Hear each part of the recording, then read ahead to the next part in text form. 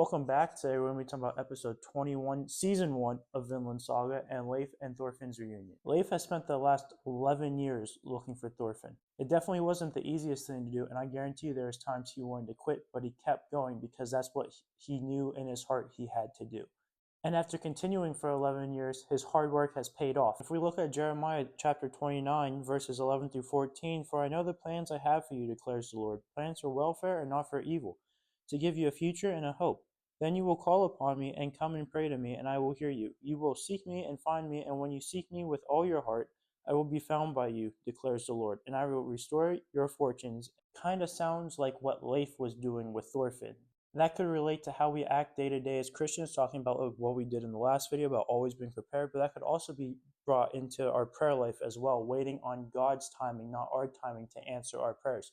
Sometimes they're no, sometimes they're yes, and sometimes they're just on hold because we're not ready yet. And 1 Peter 5:6 says, "Humble yourselves therefore under the mighty hand of God, so that at the proper time he may exalt you." After talking to Thorfinn, Leif notices that he's completely changed from the boy who used to be so happy to one that's full of hate and anger.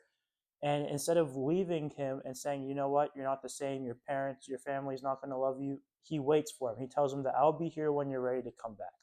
And that's exactly what we should do as believers. If we have friends that kind of like step away a little bit, we shouldn't dismiss them or be like, we can't be friends with you anymore. We should be there for them to show them the difference between what Christians are for friends versus what everyone else is for friends. And that's the same way Jesus is for us, because before we came to him, he was still beside us, waiting for us to turn to him. And once we decide to fully commit to him, he's there to gladly accept us. So thank you, and God bless.